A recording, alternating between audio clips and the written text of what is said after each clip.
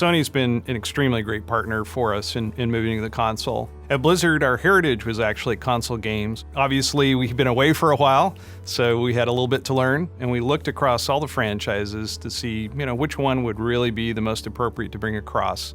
And we felt that Diablo was by far the easiest win. It is the granddaddy of action RPGs. When the first one came out in the late 90s, it really said, RPGs don't need to be this slow, sort of pondering epic. They can be these awesome, rock concerts, and you can sort of like just smash things and kill a bunch of monsters and get a whole bunch of epic loot.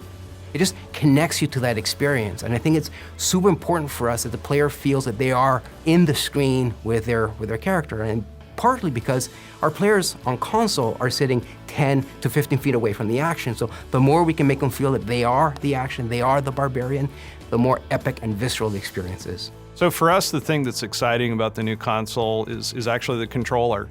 That's where it all begins. That's where you develop that relationship with your character on the screen. At Blizzard, we have this sort of philosophy that control is king.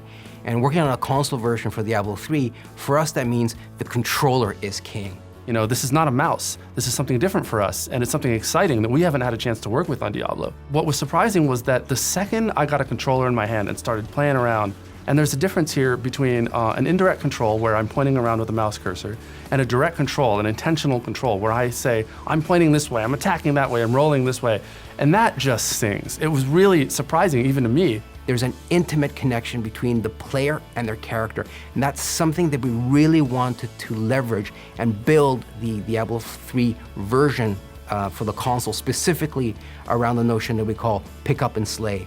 So on console, when you pick up the DualShock 4, when you flick the right stick, your character actually performs a sort of dodge move that is unique to the console. And we added that, I think, first because PlayStation players are going to have this expectation that as a console game, I should be able to do that. I should be able to have this cool sort of dodge mechanic, and we wanted to give them that. We also wanted to make sure that players had the ability to quickly reposition in combat, to give the game not just a cool action feel to it, but add a sort of tactical element to it, and it's worked out really well. One of the things that we're excited about with the controller is the touchpad. Diablo is a pretty deep game, and we don't like a lot of overload on the buttons. We wanted to keep it really simple so you can get to the things that you need to get to fast because you need to do it because the monsters are pouring at you no matter what. We think the touchpad's going to give us a lot more opportunity to make that interface a lot easier. We now have a different way that the player can interact with the game. For a game like Diablo 3 that has a lot of sort of cool inventory things you're doing, you're equipping items, just the possibility of the trackpad is really exciting, and we really can't wait to dive into it and sort of make it as awesome as we can.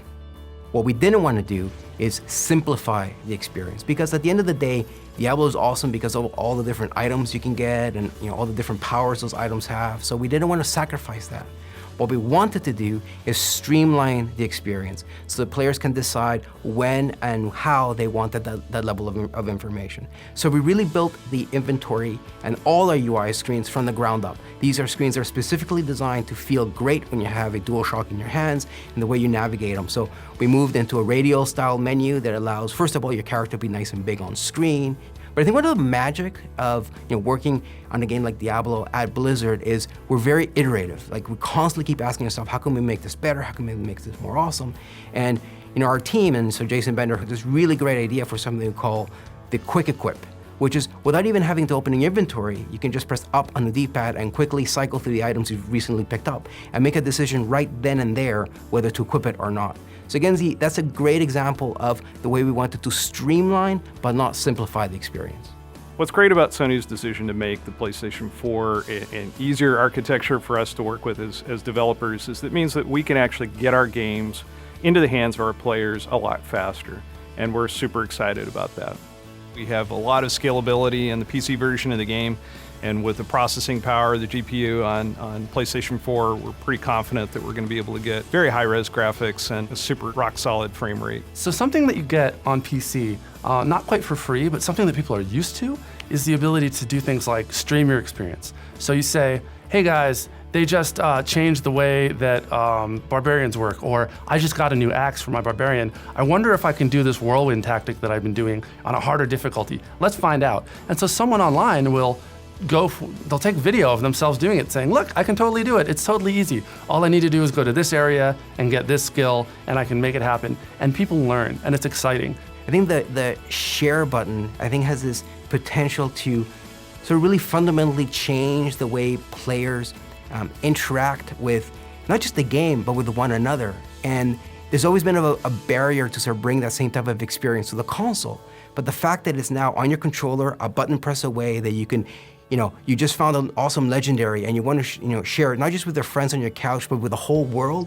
The fact that that's a button press away is just such a great thing to bring to players. And I think it's one of those things that, especially when we start talking about it sort of internally, is that we sort of get the potential, but it's not until we actually see it in action, and more importantly, see players engage with it and see what they do with it, that's where we're going to see the true promise of the share buttons come to life. But also, multiplayer is huge. I am able to sit there on the same couch with my friends. And you're going up against, the legions of the burning hells, and it really makes the experience, as I said before, immediate and sort of very social. And then, of course, we can also play with people who are remote. So 3 of us might be sharing a view on the couch, looking at the same screen. Someone else might be playing from somewhere else in the country, and we can all play together. That is just great.